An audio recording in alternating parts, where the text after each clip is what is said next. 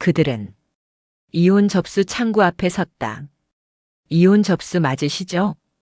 직원의 말에 아내가 고개를 끄덕였다. 좋아요, 구독은 제작에 큰 힘이 됩니다. 법원 민원실은 항상 비슷한 공기로 가득 차 있었다. 서류가 오가는 소리, 낮은 목소리의 안내, 그리고 말로 다 하지 못한 감정들. 그날 아침 민원실 문을 열고 들어온 노부부는 유난히 조용했다. 둘은 70을 훌쩍 넘긴 나이였고 서로의 손을 잡고 있지는 않았지만 나란히 걷는 걸음은 오래된 습관처럼 자연스러웠다. 남편은 낡았지만 깨끗한 외투를 입고 있었고 아내는 작은 가방을 두 손으로 꼭 쥐고 있었다. 그들은 이혼 접수 창구 앞에 섰다. 이혼 접수 맞으시죠? 직원의 말에 아내가 고개를 끄덕였다. 테이블 위에 서류가 내려앉았다. 이혼 신청서라는 글자가 선명하게 보였다. 아내는 펜을 집어들었다. 하지만 이름을 쓰지 못한 채 한참을 멈춰 있었다. 그 모습을 본 남편이 조용히 말했다. 괜찮아. 천천히 해. 그 한마디에 아내의 손이 떨렸다. 판사가 들어오고 간단한 확인 절차가 시작됐다. 혼인 기간이 50년이 넘으셨네요. 판사는 서류를 넘기며 말했다. 이혼 사유를 말씀해 주셔야 합니다. 잠시 침묵. 그 침묵을 깬 건 아내였다. 제가 기억을 잃고 있습니다. 판사의 시선이 올라갔다. 요즘은 아침에 눈을 떠도 어제가 잘 생각나지 않습니다. 아내는 손을 꼭 쥐며 천천히 말을 이어갔다. 어느 날은 옆에 누워있는 이 사람이 누군지 모르겠더군요. 법정 안의 공기가 조금 무거워졌다. 그럴 때마다 숨이 막히고 가슴이 조여옵니다. 남편은 아무 말도 하지 않았다. 그저 아내 쪽으로 몸을 조금 더 기울였을 뿐이었다. 그래서 생각했습니다. 아내의 목소리가 한 톤 더 낮아졌다. 이 사람을 자유롭게 해줘야겠다고 판사는 조심스럽게 물었다. 그 말씀이 이혼을 원하신다는 이유입니까? 아내는 고개를 끄덕였다. 제가 기억을 잃을수록 이 사람은 더 많이 상처받을 겁니다. 아내의 눈가가 붉어졌다. 같은 질문을 하루에도 몇 번씩 해도 이 사람은 매번 처음처럼 대답해 줍니다. 잠시 숨을 고른 뒤 아내는 말했다. 그래서 제가 떠나는 게 이 사람을 살리는 길이라고 생각했습니다. 그제야 남편이 고개를 들었다. 판사는 남편을 바라보며 물었다. 남편분은 이 결정에 동의하십니까? 남편은 잠시도 망설이지 않고 입을 열었다. 동의하지 않습니다. 아내의 어깨가 작게 흔들렸다. 남편은 아내의 손을 꼭 잡고 말했다. 이 사람은 제 아내입니다. 그 말은 짧았지만 분명했다. 남편의 말이 끝나자 법정 안은 완전히 조용해졌다. 판사는 잠시 펜을 내려놓고 남편을 바라봤다. 동의하지 않으신다는 건 이혼을 원치 않으신다는 말씀이시죠? 남편은 고개를 끄덕였다. 그렇습니다. 판사는 다시 물었다. 그럼에도 불구하고 아내분께서는 분명한 의사를 밝히셨습니다. 계속 함께 사는 것이 서로에게 더 큰 고통이 될 수도 있습니다. 남편은 잠시 숨을 고른 뒤 천천히 입을 열었다. 판사님, 그의 목소리는 놀라울 만큼 또렷했다. 이 사람은 제가 처음 만났을 때부터 기억력이 좋은 사람이 아니었습니다. 아내가 고개를 들었다. 젊었을 때도 약속을 잘 잊고 물건을 자주 놓고 다녔습니다. 남편은 조금 웃으며 말했다. 그럴 때마다 제가 대신 기억해왔습니다. 법정 안에 작은 숨소리들이 오갔다. 결혼하고 50년 동안 우리는 늘 그렇게 살아왔습니다. 남편은 아내를 바라보며 말했다. 이 사람이 잊으면 제가 기억했습니다. 이 사람이 힘들면 제가 대신 버텼습니다. 아내의 눈가가 점점 젖어갔다. 이제 와서 이 사람이 저를 알아보지 못한다고 해서 제가 떠나야 할 이유는 없습니다. 남편의 손이 아내의 손을 더욱 꼭 쥐었다. 기억은 사랑의 조건이 아닙니다.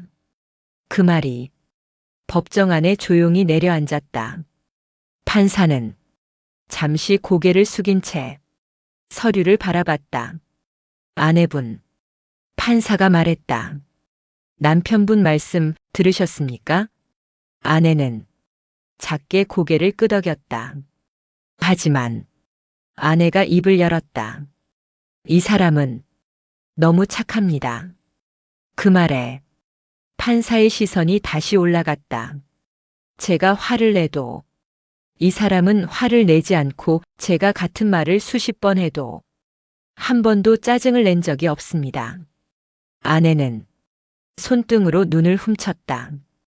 그래서 더 무섭습니다. 언젠가 이 사람이 완전히 지쳐버릴까봐. 아내의 목소리가 떨렸다. 제가 이 사람 인생을 다 써버리는 것 같아서요. 남편은 조용히 고개를 저었다. 그건 당신이 결정할 일이 아니야. 아내가 남편을 바라봤다. 당신 인생은 이미 내 선택이었어. 그 한 문장이 법정 안의 공기를 바꿔놓았다. 판사는 펜을 다시 들었다가 다시 내려놓았다. 그리고 말했다. 두 분 다 아주 솔직하십니다. 판사는 의자를 조금 뒤로 밀고 노부부를 번갈아 바라봤다. 두 분께 한 가지만 여쭤보겠습니다. 법정 안이 더욱 조용해졌다. 지금 이 순간 이혼이 정말로 서로를 위하는 선택이라고 확신하십니까? 아내는 한참 동안 대답하지 못했다. 머릿속이 복잡해진 듯 했다. 저는 아내가 어렵게 입을 열었다. 이 사람이 나 때문에 외로워지는 게 싫습니다. 그 말에 남편이 바로 말했다. 당신이 떠나면 그때가 진짜 외로움이야. 아내의 입술이 미세하게 떨렸다. 당신은 나 없이도 잘 살 수 있어. 남편은 고개를 저었다.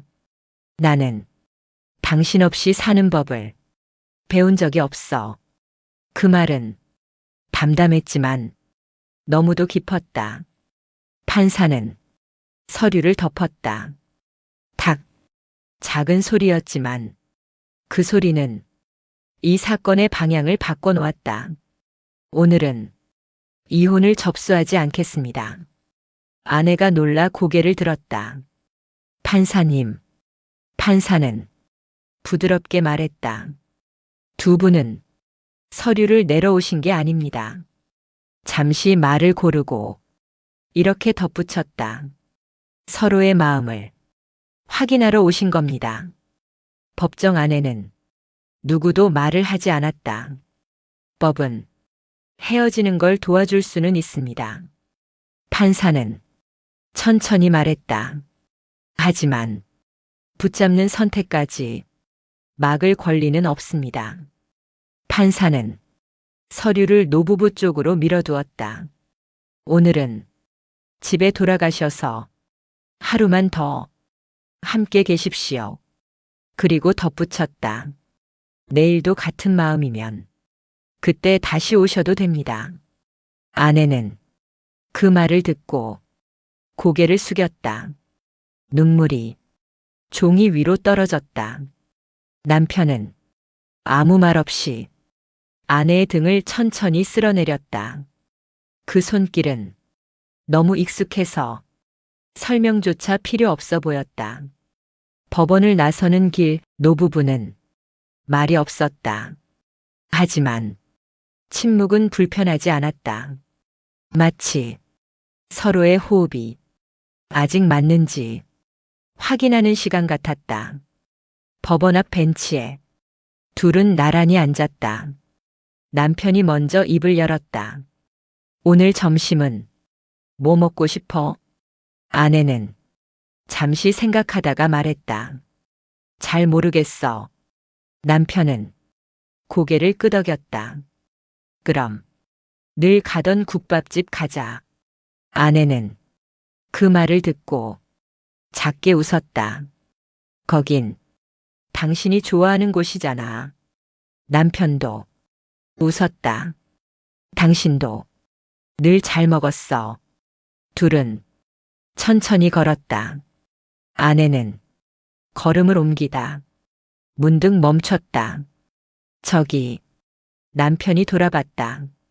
혹시 오늘 법원에 왜 갔는지 기억 안 나면 어쩌지?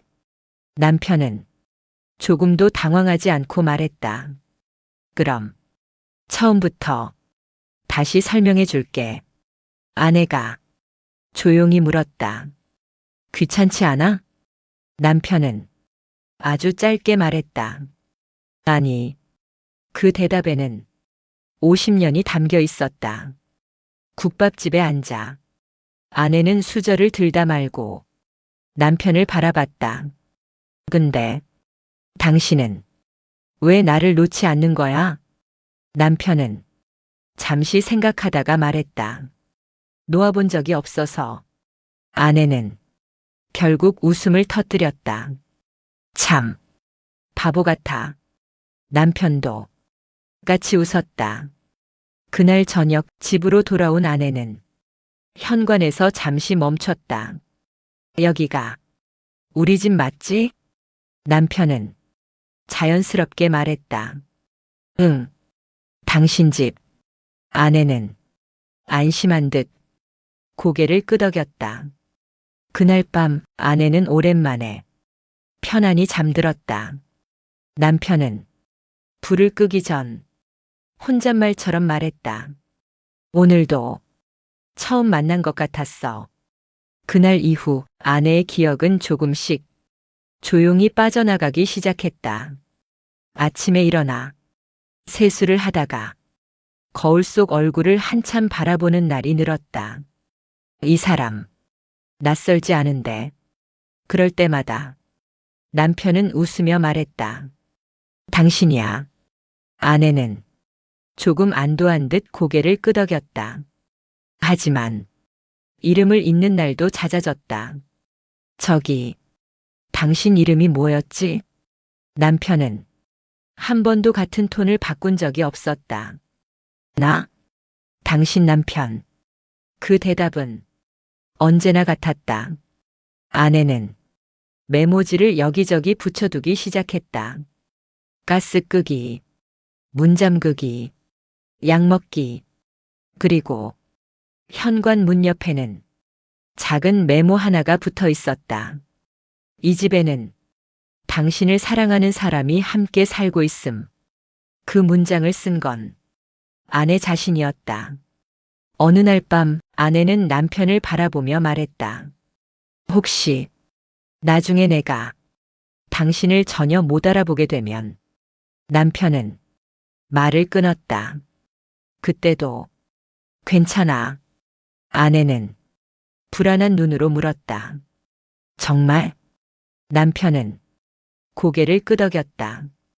그땐 내가 당신을 더 잘 알아보면 되니까. 아내는 그 말에 한동안 아무 말도 하지 못했다. 그날 밤 아내는 일기에 이렇게 적었다. 이 사람은 나보다 나를 더 오래 기억할 사람이다. 시간이 지나며 아내는 길을 잃는 일이 잦아졌다. 동네 마트에 갔다가 집으로 돌아오지 못한 날도 있었다. 전화가 왔을 때 남편은 놀라지 않았다. 응, 거기 그대로 있어. 그는 외투를 걸치고 천천히 걸어 나갔다. 아내는 마트 앞 벤치에 앉아 작은 아이처럼 울고 있었다. 집이 어디인지 모르겠어. 남편은 아무 말 없이 아내 앞에 쪼그려 앉았다. 괜찮아. 나랑 가면 돼. 아내는 그 얼굴을 한참 보다가 조심스럽게 물었다. 우리는 무슨 사이야? 남편은 조금도 망설이지 않고 말했다. 오늘 처음 만났다면 앞으로 가장 오래 함께할 사이. 아내는 그 말에 눈물을 닦으며 웃었다. 그럼 믿어도 되지? 응. 집에 돌아온 뒤 아내는 말했다. 법원에 갔던 날 있잖아. 남편이 고개를 들었다. 왜 갔는지는 잘 기억 안 나. 남편은 차분히 대답했다. 괜찮아. 그날은 기억 안 해도 되는 날이야. 어느 겨울날 아내는 갑자기 말했다. 나 이혼 안 할래. 남편은 손에 들고 있던 컵을 내려놓았다. 왜? 아내는 잠시 생각하다가 말했다. 이유는 잘 모르겠어. 그러고는 남편을 바라보며 덧붙였다. 근데 당신이 없으면 겁이 나. 남편은 아내의 손을 잡았다. 그럼 안 해도 돼. 아내는 조용히 고개를 끄덕였다. 그날 밤 아내는 남편에게 말했다. 혹시 내가 언젠가 당신을 완전히 잊게 되면 남편은 이번엔 조금 웃으며 말했다. 그럼 우리는 매일 처음 만나는 거지. 아내는 그 말이 마음에 든 듯 작게 웃었다. 그럼 연애도 다시 할 수 있겠네. 그렇지. 그날 이후 남편은 매일 아침 아내에게 이렇게 말했다.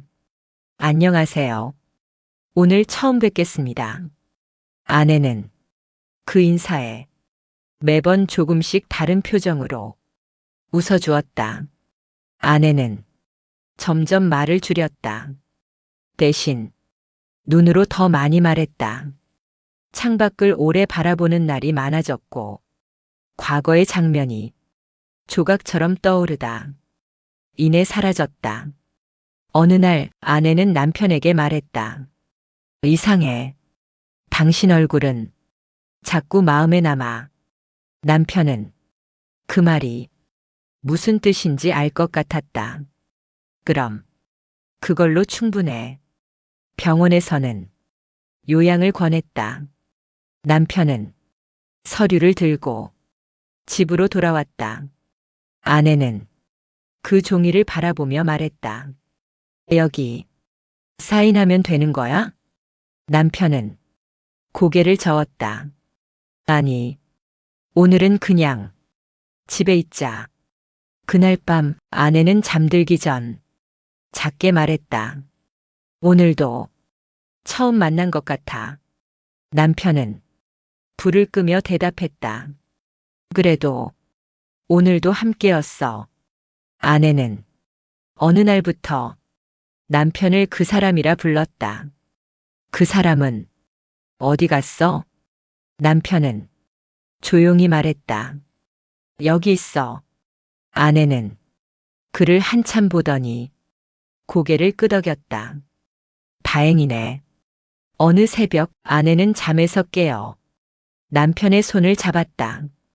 이상하게 마지막 인사 같아. 남편은 손을 더 꼭 잡았다. 아니야. 내일도 처음 만날 거야. 아내는 그 말에 미소를 지었다. 그리고 다시 잠들었다. 아내는 조용히 세상을 떠났다. 아침 햇살이 방 안으로 들어오던 시간이었다. 남편은 아내의 손을 잡고 한참 동안 놓지 않았다. 오늘은 내가 당신을 기억할게. 장례식이 끝난 뒤 남편은 법원 앞 벤치에 앉았다. 그날 이혼 서류를 들고 처음 앉았던 바로 그 자리였다. 남편은 혼잣말처럼 말했다. 결국 이혼은 안 했네. 잠시 후 그는 자리에서 일어나며 아주 조용히 말했다. 평생 선택했으니까. 그날 이후 남편은 매일 아침 혼자에게 인사했다. 처음 뵙겠습니다. 오늘도 함께 살아볼까요? 그리고 그 인사는 결코 혼자에게만 하는 말이 아니었다.